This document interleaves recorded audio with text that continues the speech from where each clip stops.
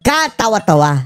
Yan na lang talaga mga kababayan ang nasabi ng political analyst na si Malu Tequia dito kay Ngagva mga kababayan. Dahil parang hindi na daw alam mga kababayan ang mga pinaggagawa nito si BBM, lalong-lalo na sa relasyon natin mga kababayan sa ibang bansa. Nagiging laughing stock na daw tayo mga kababayan dahil itong si BBM hindi marunong mag-handle mga kababayan sa kanyang trabaho sa diplomasiya dito sa ibang bansa. Kulelat na nga mga kababayan ang performance dito. Kulelat pa ang performance pagdating sa pakikipagrelasyon sa buong mundo. Tatak, hindi sinabi ni Malu Tequia, pero tayo ang nagsabi. Tatak Ngagva mga kababayan, panoorin niyo po Nung kinesyon po yung sa issue ng confidential fund ng walang kamatayang confidential fund.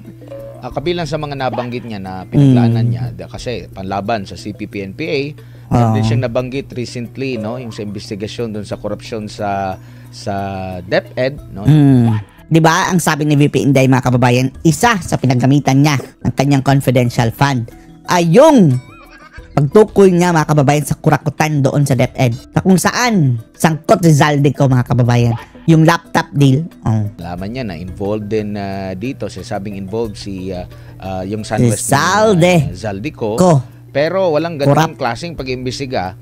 Dito naman sa confidential fund ng Pangulo na ang nangyayari, malala nyo po, nung unang binulgar niya yung... Oo nga mga kababayan, Kay Bangag mga kababayan, grabe. 100 times mas malaki ang confidential fund mga kababayan. Tapos parang walang alam paano ginamit ni Bangag mga kababayan. Tapos sino talaga mga kababayan ang kanyang 100% utilization of confidential fund and intelligence fund. Tapos wala siyang alam. Ngayon lang siya mga kababayan nagulat na mayroon parang kurakutan after 3 years. Top contractor na nakakuha ng flood control project. Binalik pa sa media. Sasabihin pa na wala na ba tayong mga investigative journalist? Tama mga kababayan, Tinanong mga kababayan, hindi niya ba nalaman? Sino-sino na ba ito? Sabi ni Bangag, kayo na bahala dyan mag-imbestiga. Ganito na lang ba ang media ngayon? Bangag. Parang binigay na sa kanila yung atas para malaman. Sino bang mas makapangyarihan? Yung mga journalist ba? Or sila na merong confidential fund?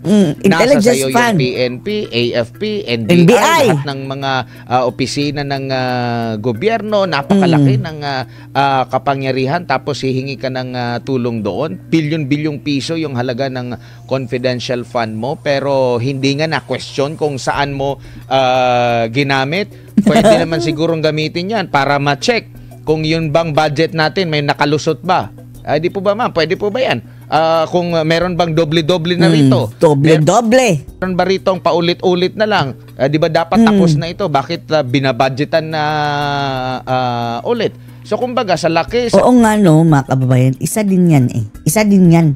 Yung mga doble-doble na proyekto mga kababayan dahil hindi nila i-specify Dapat imbestigahan din yan. Dahil pwedeng, natapos ang isa and then double item mga kababayan, duplicate item. Ibig sabihin, yung bayad ng isa mga kababayan parang diretso na sa kanilang bulsa. Lawak ng kanyang confidential fund, pwede niyang gamitin ito. Maliban pa ito dun sa kanyang kapangyarihan pa bilang isang pinuno na maraming mga ahensya ng gobyerno na under sa kanya, Prof. Tama, Admar, Tama! Bilang presidente, nasa iyo ang kapangyarihan, ang poder, ang iba't ibang ahensya para gawin ang nararapat. Kaya nakakapagtaka mga kababayan, Tayo, simulat sa pool pa lang, nagsisigawan na tayo ng mga kurakot, napakakurakot. Nangurakot ang administrasyong Marcos mga kababayan. And then, si BBM talaga. After 3 years pa niya na discover mga kababayan na grabe na pala ang kurakutan. Diyos ko Lord. Yung ayuda pa lang napakakurakot na. Parang sa simula lamang, ang PR, optics, Yan naman kayo. Nakikita na talaga nagseseryoso. Tapos mga kababayan, di ba dati? For the past mga kababayan, 2 weeks na ata yun. Naglilibot-libot kahit saan.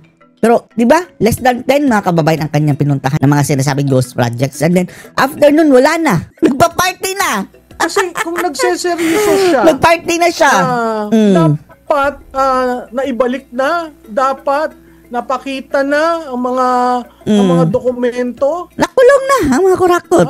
naandyan lamang at naghihintay na maribisa. So, hindi ko alam, parang kumbaga, di yan, ginawa ko yan, hindi ako kasama dyan. Basta Hugas kamay, Poncio Pilato, mga kababayan. Oh. Ang sabi nga nila, isa daw ito sa mga napakalinis, mga kababayan, na politiko. Dahil laging naghuhugas ang kamay. Diyos ko, Lord. Ewan lang natin kung malinis ba. Si Pilio pa nga, mga kababayan, parang hindi nagawa. Grabe, ang dumi ng ngipin ni BBM, mga kababayan, promise. Sobrang dumi. ginawa ko. It's a leadership that lacks in so many things. From the conceptual to the implementation to the feedback, to ensuring that things are moving fast and things are being run efficiently. So, yung 3 years natin sa kanya, parati ko nga sinasabi, baka naman magbabago. Pero para tayong palala ng palala. Palala ng palala. Oh, parang spaghetti pababa ng pababa, mga kababayan. Talagang ang pinapakita lamang ay yung pagiging bengatibo at puro benga. Tapos, mga kababayan, kung tatanungin mo ang kanyang tralala, trileling, mga kababayan, na Malacanang spokesperson, talagang walang problema. Napakaganda na ng ating ekonomiya at takbo ng Marcos administration. Papunta na sa paputi. Linalabanan lamang yung mga kritiko. Pero hindi niya inaayos ang mga bagay-bagay. Nakakalungkot kasi napakalaki ng promiso nung nag-umpisa. Sama-sama tayong babangag muli. Dati, makababayan, sama-samang babangag muli. At ng pagiging gahaman, no? Sa tingin ko, mali-mali ang pagkakalagay sa pinsan niya. Tambaluslos, ang tagal pang tinanggal, mga kababayan. Pinabusog pa ng pinabusog hanggang maubos ang pera ng bayan bago tinanggal. And then nung tinanggal, mga kababayan, parang wala lang. Kasi umabuso at pinabayaan. The speaker to run roughshod around the presidency. Sino sisisihin natin? Sino ang pamilya dapat mo yan, di ba? Pinsan buo sisihin. Ba't hindi mo mapagsabihan? Tapos sasabihin niya, hindi ko kayang kunin hindi naman ilan lang naman niya ang hindi, mga kababayan, hindi. Ang para sa kanila, mga kababayan, negligence lang ang kasalanan ni Romualdez. Diyos ko, Lord. Negligence. Hindi corruption ang animal. Sumusunod sa akin. There are times when he shows na his weakness in getting things done. He controls the political parties. Controls the political He has party. a super majority. They can even change Senate leaderships. Diba? Grabe, no? And yet, parang kulang. Kulang. Parang hanggang dito lang siya. Nakakapanghinayang. Opo, at dito naman tayo. Hindi kami nang hinayang. Bahala yung sa bangag, mga kababayan. Ma-reject yan ng reject mo sa Pilipinas. Mapunta yan sa basurahan ng kasaysayan. Hindi kami manghihinayang kung matapon yan sa basurahan ng kasaysayan. Kabangagan. Once abangag, always abangag. Sa usaping ekonomiya, dahil nung humarap siya sa APEC, bukas na raw. Okay na po, dito mamuhunan. Sa mga pangyayari sa ating bansa. Loko-loko. Mga kababayan, alam nyo, update sa stock market, mga kababayan. Di ba, binalita yun, worst na daw. And then ngayon, mga kababayan, lalong lumagapak ang estado ng stock market. Yung geopolitical na usapin na binanatan niya sa ASEAN, biglang nagnakaw pa ng kamay, pagiging kamay, no? Tapos ang ending si US at China may magandang usapan at Pilipinas. Sana iwang luhaan. Prof, anong masasabi niyo po rita? Naiwang luhaan. Malungkot yun, no? Parang kumbaga nasa tabi ka lang. Tapos kailangan mong umagaw eksena para ka lang pansinin.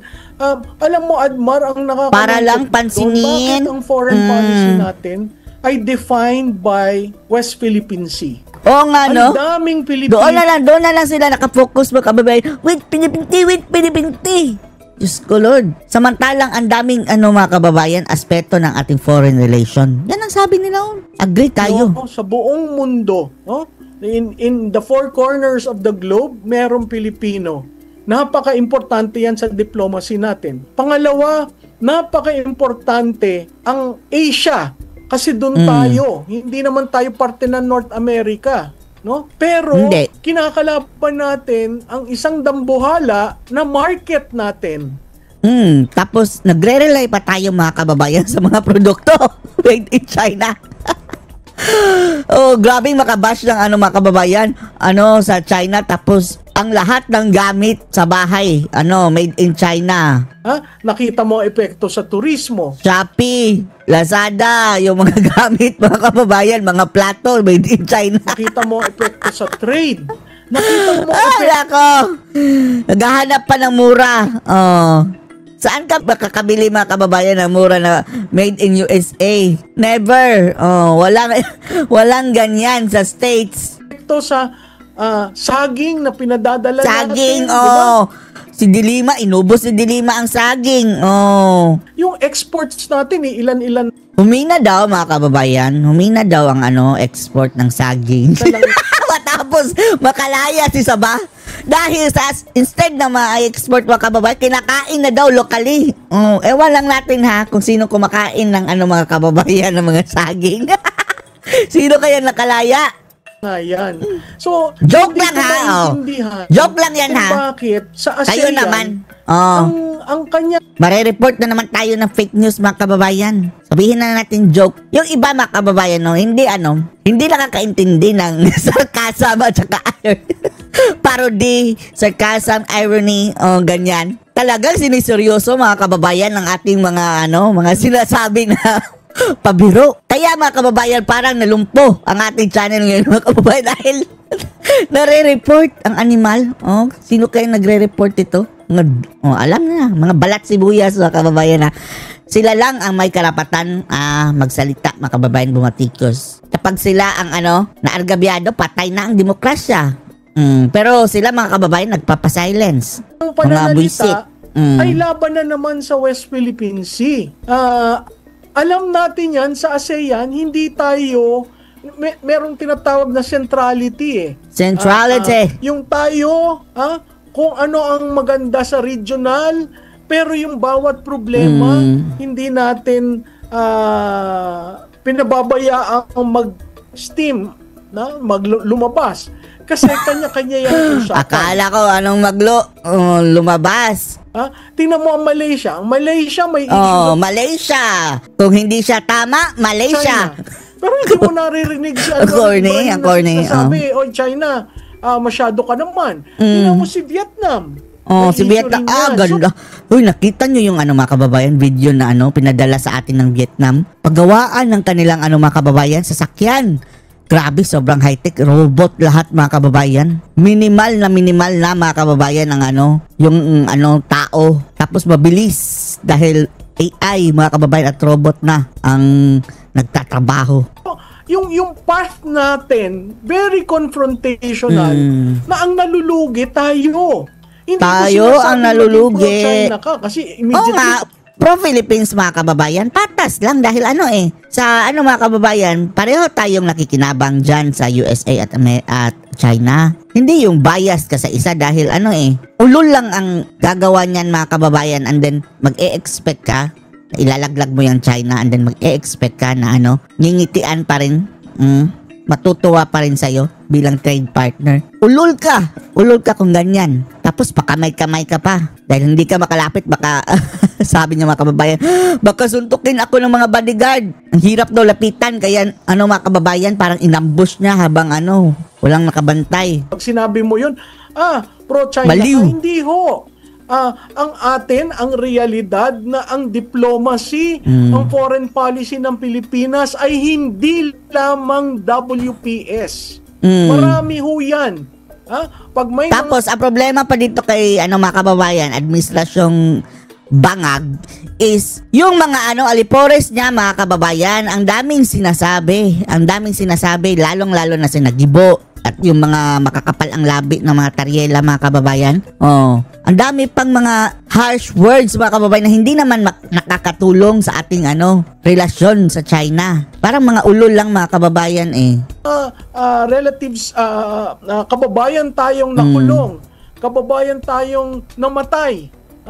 That is part and parcel of foreign foreign policy. Hindi nila iniisip na grabe, libo-libo, daang-libo siguro, mga kababayan, ang mga Pilipino na andun sa China at mga teritoryo nito, mga kababayan. Example ng teritoryo ng China, Hong Kong, pati nga yung Taiwan, mga kababayan. Historically, yan, mayroon niyang, di ba, sa China yan, tapos magagalit ang ilan.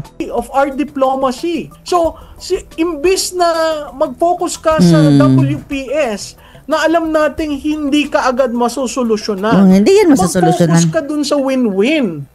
Para bigyan ka ng atensyon at sabihin ng mga dambuhalang bansa, oy, Pilipinas, gusto kong makipag-usap sa'yo. Pilipinas, hindi yung, win-a-win. Tinatabi-tabi ka lang dyan, no? Ang lokohan nga, dati ang Pilipinas, nasa central ng picture. Ngayon, mga kababayan, hindi na sinasali. Respeto. Imposible, mga kababayan, na mayroon daw meeting. Ano pa ba ang mas importante doon, mga kababayan? Symbolism yun na nakiisa ka sa buong ASEAN, tapos wala ka sa picture. Dahil mas importante pa daw, mga kababayan, na yung meeting niya sa hindi nga, ang sa American na meeting niya, mga kababayan, hindi nga parang USEC lang, mga kababayan, ang ranggo. Napaka-degrading, mga kababayan. Presidente ka, tapos USEC lang ang kakausap sa'yo. Sinakripisyo mo ang simbolismo, mga kababayan, ng ASEAN, mga world leaders, wala siya. Ewan lang natin kung talagang yun ang katotohanan. Mayroon din mga espekulasyon, mga kababayan, na baka na high daw, na bangag daw, mga kababayan. Pero kapag wala pang confirmation, hindi tayo naniniwala. Na bangag daw siya ng panahong iyon, mga kababayan. May lugar yan. Pero tayo nasa dulo. Nasa dulo ng walang hanggan. Kasi kailangan nabigyan pa ng medyas. Ay, kawawa. Saks. Mag-break ng protocol. BBM medyas. BBM saks. Para kamayan ang presidente ng China. Pathetic. Yung iba, pinagtatawanan siya. Hindi iba, tayo, marami ang natawa, mga kababayan, pati tayo, siguro Lord. Hindi dapat ganun Kung gusto mong ilagay ang Pilipinas sa magandang posisyon, matuto ka na ipaglaban ang Pilipinas. Hindi na natuto na hindi lamang sa isang bagay, di ba? Pwede kang pag-usapan ang trade. Pwede mong ilagay ang security sa aspeto ng trade. Paano na yan? Nagsiatrasa na ang mga investors. Pero itong mga nangyayari sa atin, katulad sinabi ng ating Chief of Staff, kailangan daw, handa tayo sa 30 days ng paggegera. Diyos ko Lord, anong pinagsasabing gera, mga kababayan? 30 days? Minutes lang, yung mga nagyayabang dyan, mga kababayan, minutes lang, pulbos na tayo.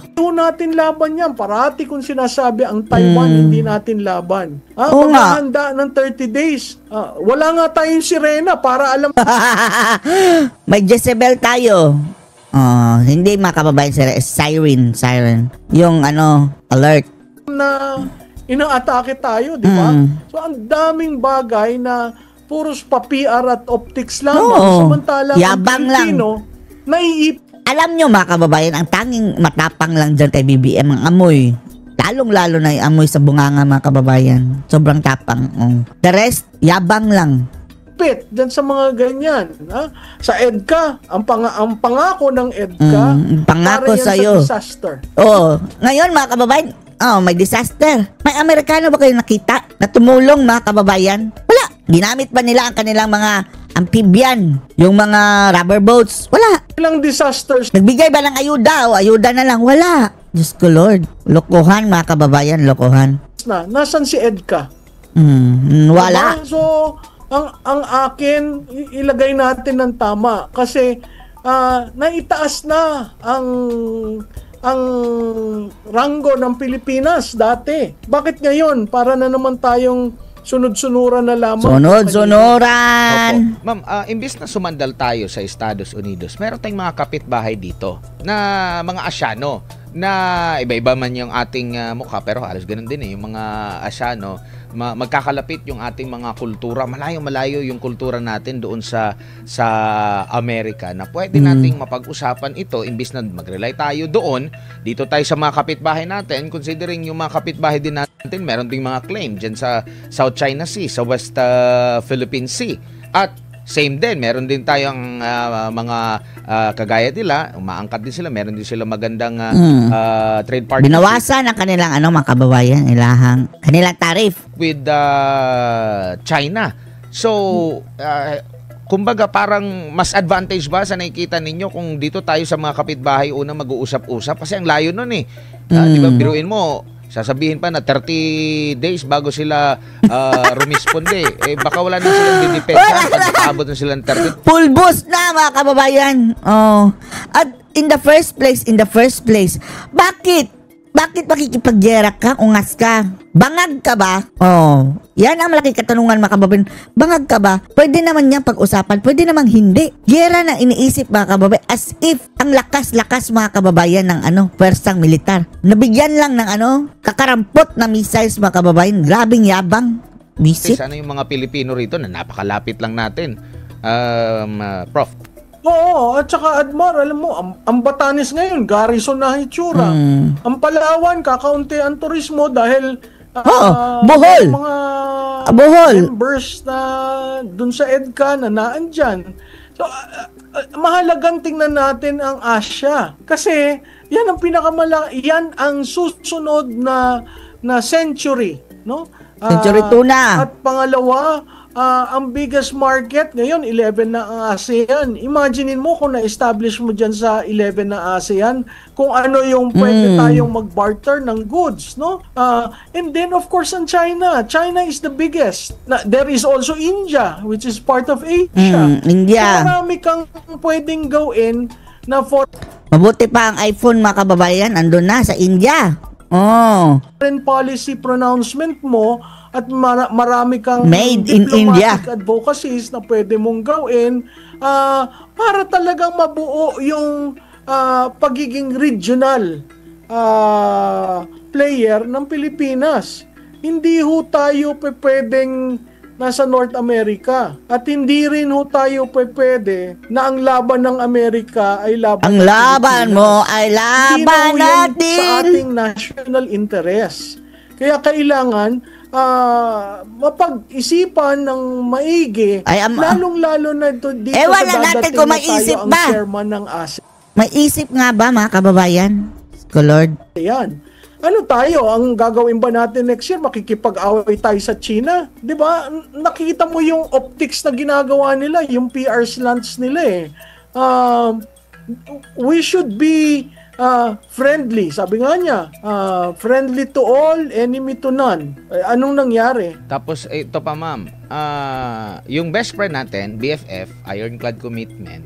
Ironclad? Meron na rin siya, yung kumbaga, after nung ASEAN and APEC, yung mga kapitbahay natin, hindi na tayo binigyan ng importansya, mga kababayan. bibigyan ng kahalagahan.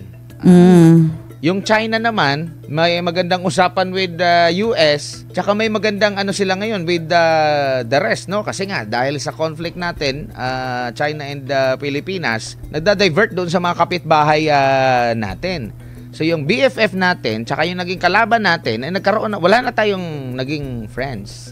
Wala na naging friends. Nakakatawa ka, Admar. Wala na naging friends, Admar.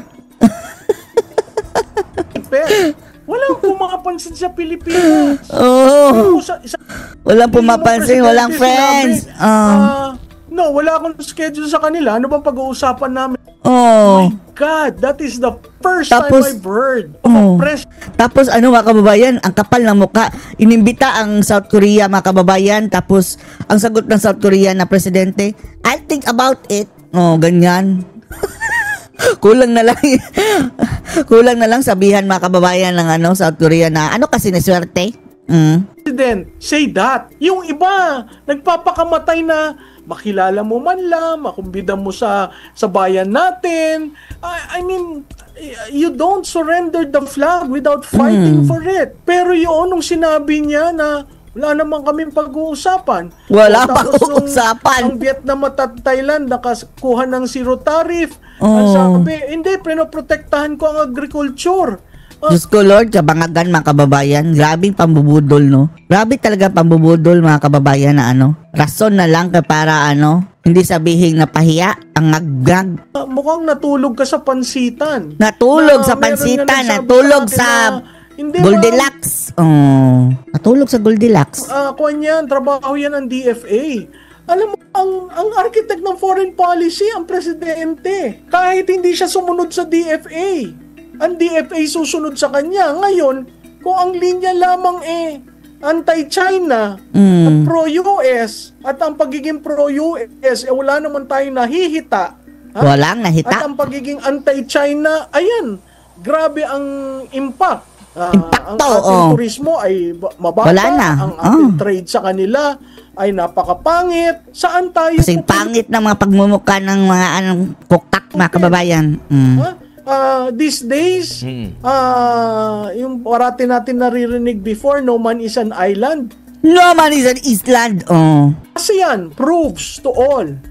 At ang masakit dyan, Admar, it took an Anwar Ibrahim to Anwar remind him Ibrahim of Jose Rizal and the role of finding your worth in building an edifice. Oh, edifice. Makita mo si Anwar para talagang tatay My good friend Bongbong.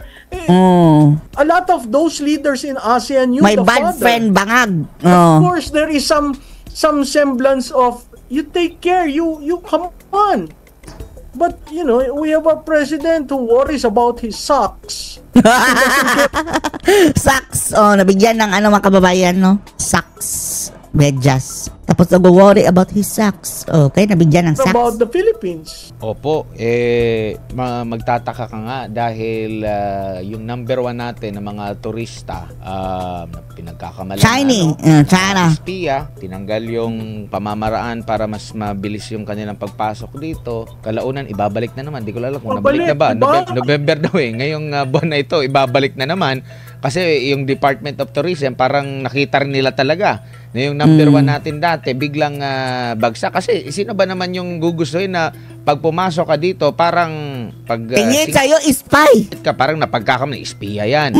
O gano'n na agad. Well, wala namang problem. Dati mga kababayan, kawawa, no? Yung mga insect din sa panahon ng COVID. Talagang, doon na lang kumakain sa labas mga kababayan dahil Chinese. May COVID. Kawawa, no? Problema kung meron silang kasalanan, same sa kagaya sa mga Pilipino na kung nagkaroon ng kasalanan, disiplinahin, magkaroon ng kasuhan or kung ano ba yung kanilang mga ginagawa. Pero ang problema, nilalahat na lahat ng mga Nilalahat. parang lahat na lang ng mga lahi nila, ganun. So, tapos ngayon, bumalik na naman tayo. Ano ito sa mata ng international community? Katawa-tawa yung ating... Katawa-tawa! Tayo pinagtatawa na. Laughing stock. Kasi, biro mo, pagkatapos mo nakipag-away at lahat, at parati mo sinasabi na... Matapos magpasipsip, binobomba, matapos magsabi na I love America, I love Joe Biden, I love trumpet, etc. Biglang ginawang mga kababayan, doormat. May e-visa na naman, no? Tapos ang tourism department parati niyang sinasabi ay hindi naman ganun kabagsak. Kasi hindi ina-acknowledge ang problema mga kababayan. That's why, how can you solve the problem if you don't acknowledge it in the first place? Ginagamit nila receipts. Ang international standard is number of visitors. Tingnan mo yung number of visitors natin. Di ba? Nasa 4 million lamang. So, kawawa. Ano yan? Drop in the buck. So, ramdam ng ating grabe mga kababayan. As in, parang 1% lang sa atin and then the rest andun na sa ibang ASEAN mga kababayan, Malaysia. Lahat mga kababayan. Except the Philippines, kawawa. Ang maling desisyon sa foreign policy, ramdam ng ating ekonomiya ang korupsyon, ramdam ng ating ekonomiya na walang paniniwala, walang integrity, walang trust. Walang tiwala. trust. Kaya ganyan barometro natin, ang stock exchange natin. Oo. Yung napabalita, lately, mga kababayan, na 5,800. Tapos, mga kababayan, ang safe level, 6,000. Naging 5,800 na lang. Ngayon, 5,700 na lang talaga. Lord. Free fall eh. Free fall. May isa akong kakilalang yan ang negosyo. Ako din! Naipit ang aking investment, mga kababayan. Naipit! Hindi ko na ma-withdraw dahil ang baba na, mga kababayan. Ang sabi niya, abay, nagbukas ng 9. Gusto na naming sarhan by 11 a.m. Kasi talagang bumubulusok pababa. Pababa ng pababa. Pababa ng pababa. Hahabaan pa ang pasensya to get things done. Kasi meron pa siyang almost 2 years, 3 years, 2.5 years. People are expecting a lot. Tapos next year, mga kababayan, But we uutang are ng not getting 2.7 what we trillion deserve to get pesos. from this Pantustos sa administration. deficit. Parang you get the sense na, pagod na ako, nagtrabaho na ako, pagod na ako, pahinga muna. Trabaho ng konti, mga kababayan, pahinga ng matagal. Tingnan nyo yung, kunwari, trabaho niya, yung pakitang gilas niya, mga kababayan, na ang dami pa niyang, mga pictorials o ganyan, and then, magpapahinga ng isang buwan. Happy muna. Party. Hindi yung ganun ang pagiging leader eh. Tapos sasabihin niya, mga kababayan, dapat hindi bongga ang ating Pasko. And then, kinaumagahan, mga kababayan, ayun, pa-party, mga kababayan, sa Marines, and then ang laki ng gastos, mga kababayan. Fine dining, Diyos ko Lord, bangag. Kasasabi mo lang na wag kayong magwaldas. Fortunately, you campaign for this position knowing that there are so many problems that we need attention and it needs to be solved. Pero kung ganito tayo ng ganito, ang sabi ni BBM, mga kababayan, may na-solve daw siyang isang problema. Actually, isa sa mga biggest problem, mga kababayan, na-solve daw niya. Yung mga kababayan, kakulangan sa ating budget. Dahil ang kanyang solusyon, mga kababayan, uutang siya ng 2.7 trillion. Problem solved na daw, sabi ni BBM. Dahil mangungutang siya, mga kababayan. Hindi mo alam kung sino talaga ang nagpapatakbo, napakahirap tugunan ang mga problema kasi hindi magiging ang problema dyan, strategic. mga kababayan, kung totoong si Lisa Araneta Marcos, mga kababayan, ang nagpapatakbo ng ng bansa, walang accountability, mga kababayan. Diba? Dahil akala natin si Ngagva. So, nasaan ang accountability niyan kung si Lisa Araneta talaga, mga kababayan, ang nagpapatakbo ng bansa? Kaya pwedeng mang-abuso talaga. Kaya ang sabi natin, kapag matapos, mga kababayan, ang termino niyang bangag na yan, pati yan si Lisa Marcos, mga kababayan, kasuhan at ikulong yan hanggang mabulok sa bilangguan. Ang approach to solve the problems. Opo, and kumbaga, gaano po kadelikado na isang liderato po, ma'am? It's either hindi tumatanggap sa realidad or mabagal tumanggap sa realidad. Halimbawa, kagaya po dito sa ekonomiya natin. Minsan nang may taga-gobyerno nagsabi na nawalan na tayo, yung exchange natin dahil nga sa issue ng korupsyon, trilyong piso. Binawi ito, fake news daw. Tapos may lumabas na naman. Totoo naman yun, mga kababayan, pero ang doon, mali lang doon, sabi niya, in the span of 1 year, 1 week. Pero kung ikumpara mo for the, mga kababayan, in the span of 1 year, mas malaki pa. Trillion, mga kababayan, ang nawala. Ating BSP official, sinabi niya, meron siyang mga sinasabi na 3 trillion pala na yung nawala sa atin. Tapos, magdidepensa na naman itong Ang mali lang doon sa sinabi niya is within 1 week. Pero, baka deliberately ginawa niya iyon, mga kababayan, para para masabi lang na fake news. Pero ang katotohanan, mga kababayan, in the span of 1 year, trilyones ang nawala. Taga-palasyo na maganda. Tapos at the end, meron na naman tayong maririnig na tulungan natin si Presidente na maiahon yung ating ekonomiya. Tulungan. babangag. Pagdating sa problema mga kababayan, kasali tayo. Pero pagdating sa saya, sila lang, mga animal. Oh, pray for us kapag sa oras ng kagipitan mga kababayan. Tapos, sa oras ng pagnanakaw, sila lang. Pero ayaw din namin ng pagnanakaw. Hindi rin kami sasamang babangag sa inyo mga animal. So, kumbaga parang either hindi tumatanggap sa realidad kung may mga puna or mabagal sila, kagaya dito sa issue ng korupsyon. Matagal na nagbabanggit si former President Rodrigo Duterte, Vice President Sara Duterte, yung issue sa budget, yung issue doon sa sino yung nagkokontrol sa budget, after pa ng ilang taon or ilang buwan doon pa tatanggapin. Tapos yung ganun ma'am, gaano kadelikado yung ganung klase ng liderato? Magtatagal ba tayo? Uunlad ba yung ating bansa sa isang parang, alam nyo yung parang ma'am, parang hindi siya organic, yung parang tinatabunan, artificial na pagtabon. Artificial. Halimbawa, kahapon, meron na namin inilabas na bumagal yung inflation, yung mga ganun. So, ang nakikita ng taong bayan. Bumagal kasi mga kababayan, sobrang ang kinumparahan nila on top of the before. Hindi na tumataas yung presyo, pero sa realidad, mataas pa rin yung presyo ng mga bilihin, Prof. Daming mga kababayan, pautot. Pag tiningnan mo, Admar, talagang saan tayo pupulutin ito? Sa tingin ko, hindi tayo makaka-recover. Kasi ang nawala, yung tiwala tiwala ng mamumuhunan. Hanggat andyan si Marcos mga kababayan, hindi makaka-recover. Yan ang katotohanan dyan. Na tagalabas, tiwala ng mga negosyante dito, nakita mo, hindi nag-e-expand ang business. Hindi. Yan na lang, tama talaga yung indicator mga kababayan, stock market, bagsak na bagsak. Wala kang nakikitang, at pag hindi yan nag-expand, may impact yan sa trabaho.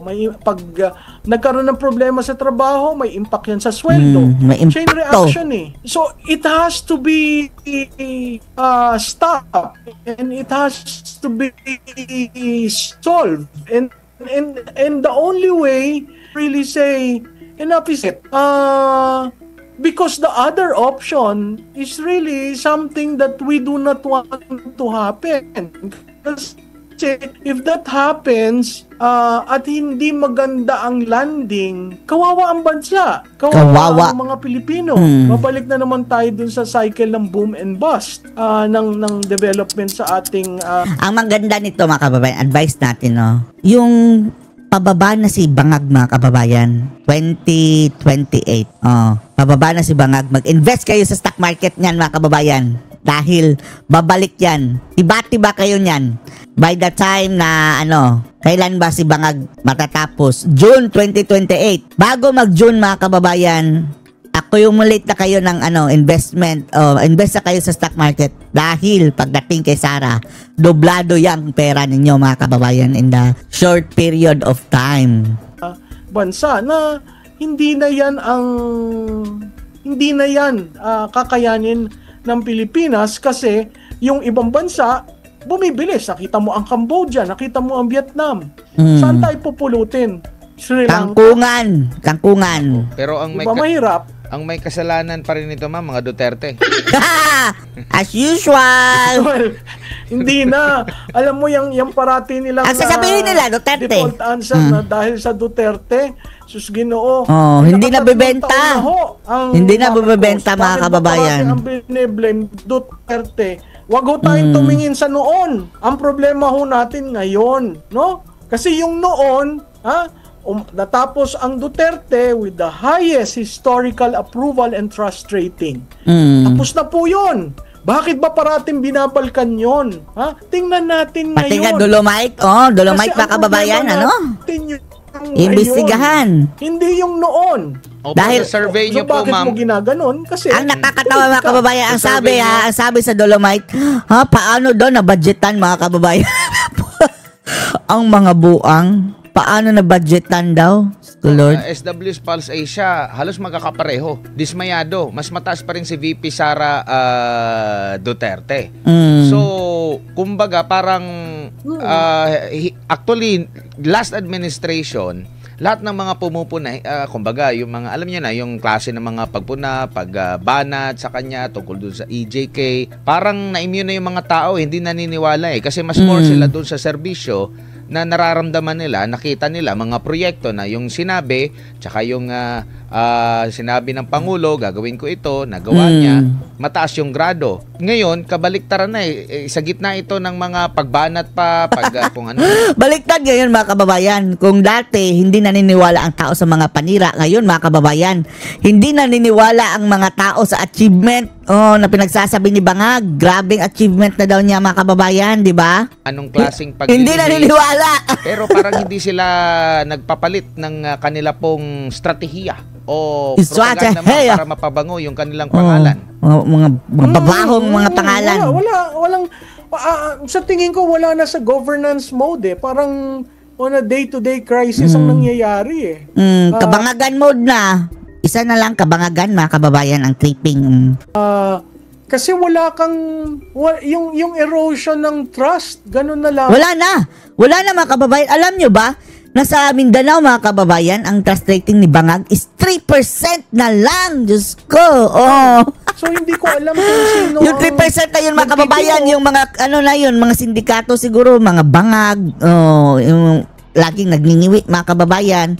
Yan na lang ang naniniwala kay BBM sa Mindanao. At kung sinong ayusin natin ito, ganito ang gawin natin. Wala. At kahit yung mga cabinet, parang naghihintay lamang. Cabinet. Diba? Naghihintay lamang sa order ng Pangulo. Masamang pangitain yun kasi masama talaga. Daming problema. Baka may ibang bumubulong echo chamber, mga bumubulong lang sa kanya na baka kanyang tatay na patay mga kababayan o multo bumubulong kay Bangag. Ganda yung ginagawa mo. Ayun nga ang problema, Admar. Yung mga bumubulong. Si Claire Castro mga kababayan. Yan ang problema dahil kapag si Claire Castro pagsalitain, ang ganda na talaga ng ginagawa ng Bangag administration. Parating sinasabi, hindi, okay lang yan, go on.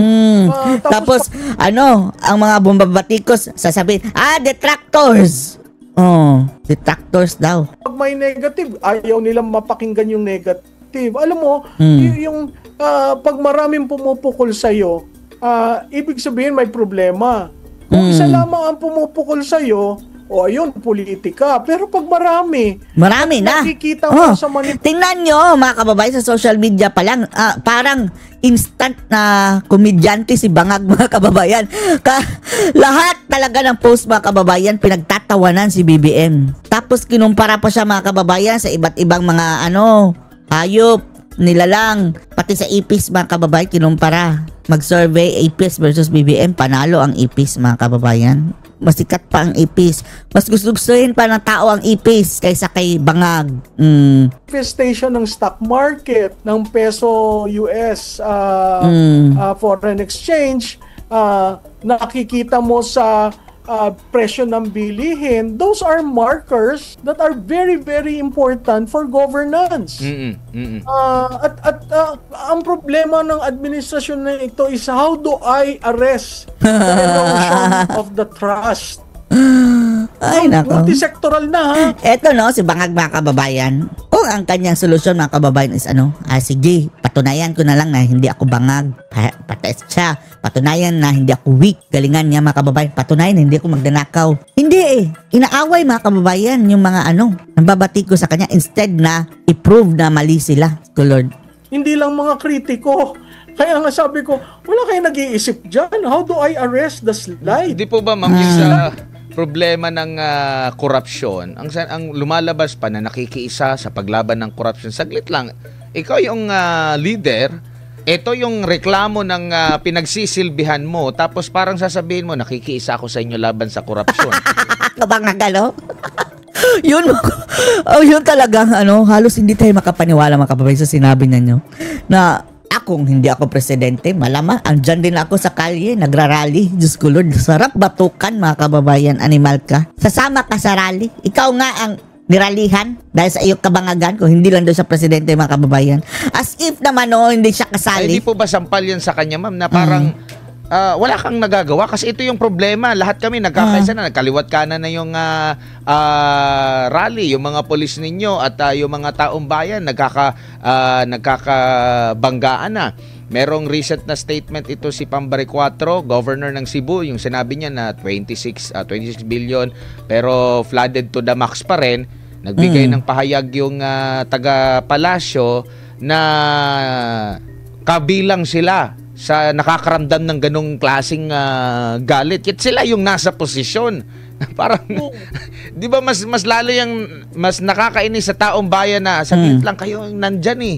Ito yung frustration, ito yung galit Pambubudol, namin. Tapos sasabihin mong nakikiisa ka sa amin. Hindi namin kailangan yung pakikiisa mo. Bangag! Kailangan namin yung solusyon dito sa problema namin. Isa lang masasabi natin na solusyon bangag. sa lahat. Optics and PR. Image handling. Hindi ho yan ang importante ngayon. Yan siguro pang eleksyon. At alam mo, kaya ang taong bayan ayaw na makinig dito sa mga pinagsasabi. Magkaroon ka ba naman ng isang barker na katulad ng ating BFF? Maniniwala ka ba dyan? Ang default, una, nakikipag-away. Pangalawa, Nakikipag-away. iba ang datos. Pangatlo, attend, hindi niya alam kung hindi niya pa nakausap ang Pangulo. Pang-apat, biglang babanat. Babangag. Babanat. Talagang ako'y sukang-suka sa ginawa niya. Ay, sa ASEAN, nagsalita siya tungkol sa mga Duterte being pro-China. Sa ASEAN, using the stage of ASEAN. Mahiya naman kayo. Mahiya ka naman, Yung bangag. politika nating internal, huwag niyong dalhin sa ibang bansa. Huwag mong gamitin yung podium at saka yung venue ng ASEAN para tirahin ang dating Pangulo. Alam mo ang nakakalungkot doon? Panahon yun ng pagkakaibigan, mga kababayan. Panahon ng pagkakaibigan. Ng bawat Pangulo ang 6 na taon ng kanilang buhay. Tapos ganyan-ganyan ang gagawin nyo. Yun lang yung nakakalungkot eh. Kasi Nakakalungkot. each president does it in a different way. They go out of the presidency knowing that they tried their best. And yet you have this attorney who would often and by default often say dahil yan sa mga Duterte. Dahil sa mga Duterte. Don't you have others to blame? Yes, si Claire Castro, Itong administrasyon bangag din. has no fault? Siguro lang ha.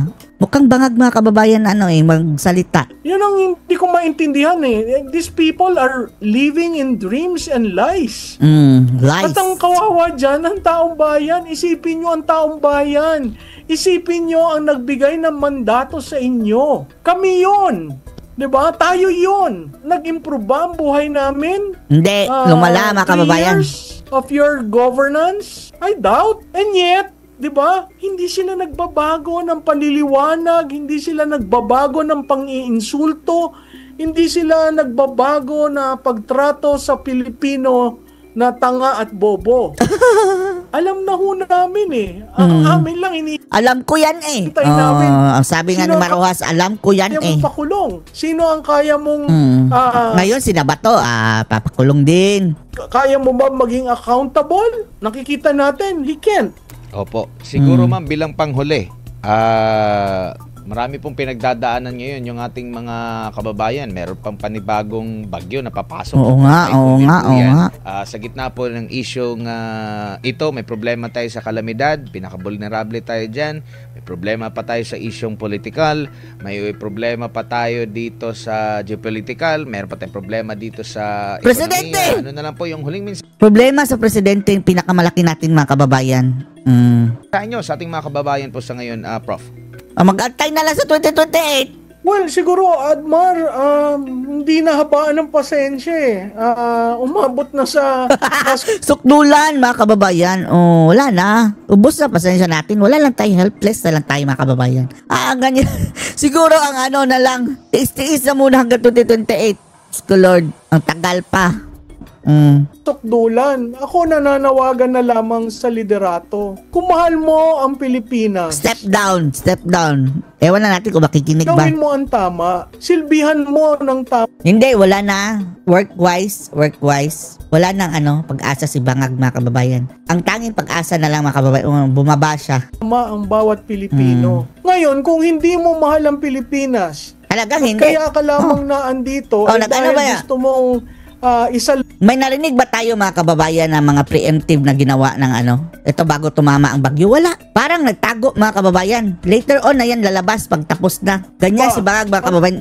Diyan pa magpapamiting kung kailan wala na ang bagyo. Diyan pa magpe-prepare. imahe ng Marcos, siguro mag-isip ka. Katulad ng tatay mo, nag-isip. Hindi natin kailangan Wala na. Dati mga kababayan, parang ano pa tayo sa tatay, binigyan pa natin ng benefit of the doubt na baka siniraan lang o yung sinasabing diktador, hindi na kurakot, siniraan lang mga kababayan. Magaling kung magaling pero wala na mga kababayan. Dahil kay Bangag, nasira na rin ang tingin natin kay Senior. Nasira na rin.